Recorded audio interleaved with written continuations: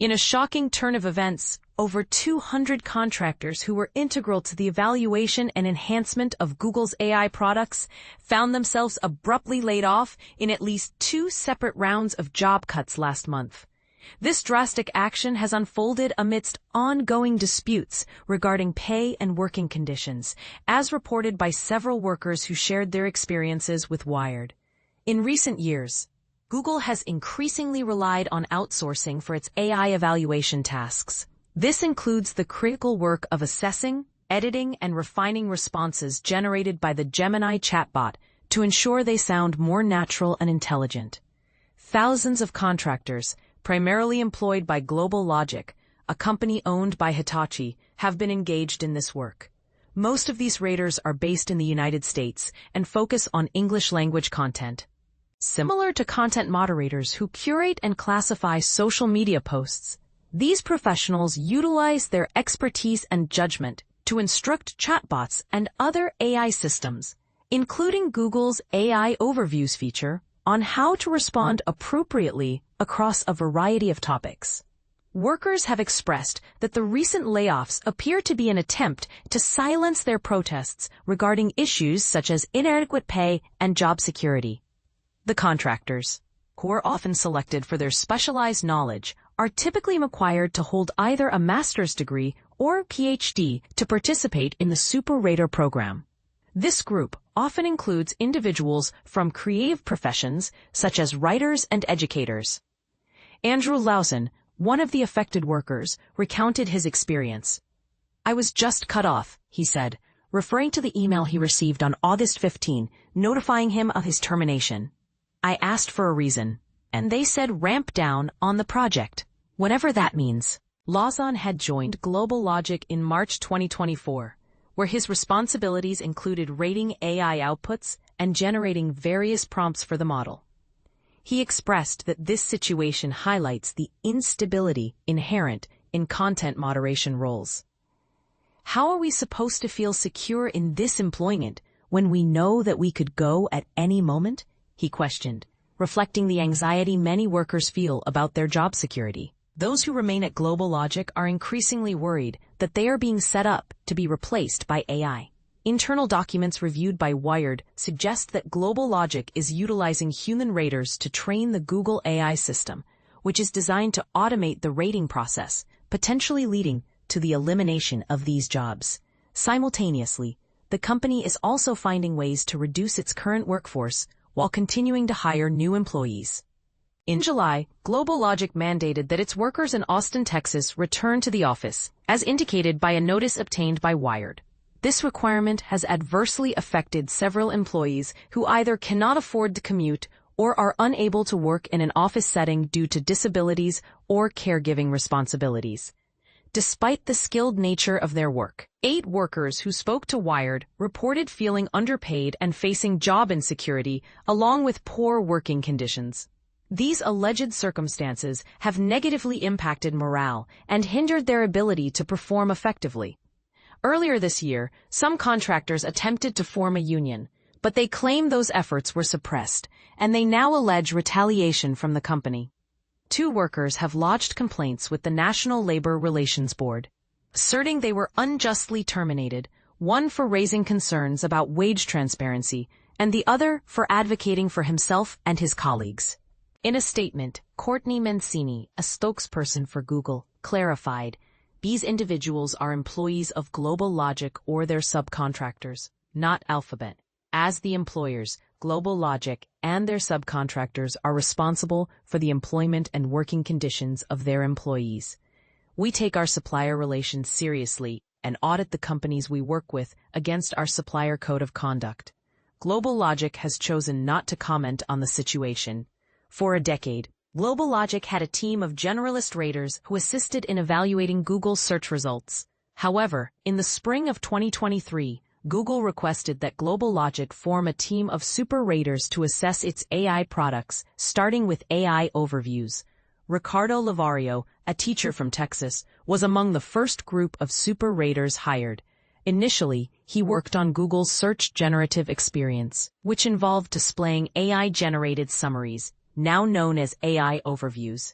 His role was to evaluate the model's performance and refine its responses to ensure they were well-grounded and effectively utilized sources.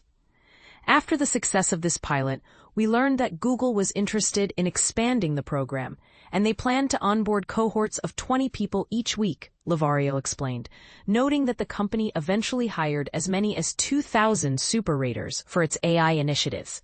However, issues arose when Global Logic began employing third-party contractors to accelerate hiring. Lavario pointed out that while Global Logic's super raters earned between $28 and $32 per hour, those brought in through third-party contractors were compensated at a lower rate of $18 to $22 for the same tasks. Additionally, the company employs several hundred generalist raters for its AI products, who may not possess advanced degrees like the super raters. One such generalist rater, Alex, who was hired in 2023, was tasked with rating the bot's output based on provided guidelines, which included both lighthearted and more serious inquiries. She noted that despite being assigned to more demanding projects, she has not seen a significant increase in her pay. We as raters play an incredibly vital role because the engineers, with all their coding, don't have the time to fine-tune and gather the feedback needed for the bot, Alex stated. We're like the lifeguards on the beach. We're there to ensure nothing goes wrong. Although Alex managed to secure a full-time position with Global Logic, she claims that approximately 80% of her colleagues remain on contract without benefits or paid time off. Towards the end of 2023, workers formed a WhatsApp group called Super Secret Secondary Location, which included around 80 members who began discussing strategies for organizing. By spring 2024, some of these workers collaborated with the Alphabet Workers Union to explore the establishment of a Global Logic chapter for AI raters, aiming to advocate for improved pay and working conditions. We started building the movement underground, Lavario recounted. We were essentially laying the groundwork for our union, developing our systems. By December 2024, their chapter had grown to 18 members. As workplace frustrations mounted, Alex and several others were assigned to a project that she initially believed would lead to promotions. Instead, it resulted in increased stress. She described how their task timers were set to just 5 minutes, raising concerns among her and her coworkers that they were compromising quality. I don't even keep track of how many I do in a day, Alex admitted. I focus more on the timer than anything else. It's gone from mentally stimulating work to mind-numbing. She also mentioned that she often fails to meet the 5-minute task completion metric, and that the company has threatened many employees with job loss if they do not improve their performance. In January, when a worker resigned and left messages on social media and via email urging others to organize, it triggered a wave of discussions about working conditions and wage equality. It opened the floodgates, Lavario noted, as workers began to engage in conversations about their experiences. Global Logic's response was to suppress the conversation. So they started deleting threads, he claimed. One team lead even told us we were violating company policies, which wasn't true. There was no policy against that. Later that month, to channel this worker unrest into action, Lavario, a prominent organizer, shared a survey regarding pay and working conditions in the social channels. This initiative proved successful, and union membership surged from 18 to 60 by February.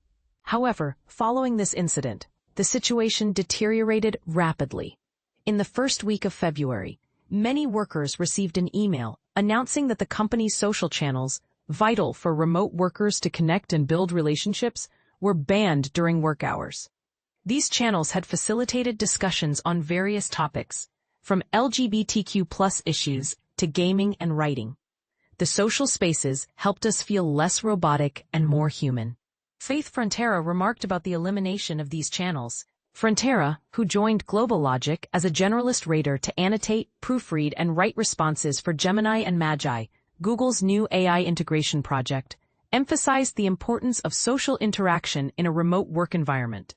Many employees suspect that the ban on social spaces was a direct response to discussions about pay equity. I believe that because the union was forming, people were talking about their pay and painting a negative picture of Global Logic, claimed a super rater who joined the company 2 years ago. requesting anonymity to speak candidly. So they did it to prevent us from communicating, which created a hostile environment. Despite the restrictions, Lavario continued to engage in the social channels, which led to him being summoned for a meeting where he was warned against using these spaces. Subsequently, he filed a whistleblower complaint with Hitachi. Just 4 days later, he received a response to his complaint, along with a calendar invite. During a brief 5-minute call, he was informed that his contract was terminated for violating the social spaces policy.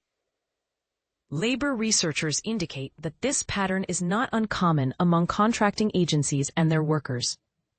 This is the playbook, stated Mila Miceli, a research lead at the DARE Institute, an organization that collaborates with AI data workers globally. We have observed similar situations in various outsourcing companies where workers have attempted to organize. This has proven to be challenging, and they often face retaliation. Across the globe, other AI contract workers are also mobilizing to demand better treatment and compensation. Earlier this year, a group of AI data labelers in Kenya established the Data Labelers Association to advocate for improved pay, working conditions, and mental health support. Concurrently, content moderators worldwide who have faced similar challenges formed a global trade union alliance in April. This alliance, known as the Global Trade Union Alliance of Content Moderators, includes workers from countries such as Kenya, Turkey, and Colombia. Those who remain employed at Global Logic express fear about speaking out, as they worry it could jeopardize their jobs. It's just been a kind of oppressive atmosphere, Alex shared. We can't really organize. We're afraid that if we voice our concerns, we'll be fired or laid off. This situation raises important questions about the treatment of contract workers in the tech industry. Are companies doing enough to ensure fair working conditions for their employees? What can be done to protect the rights of these workers? We invite you to share your thoughts and experiences in the comments below.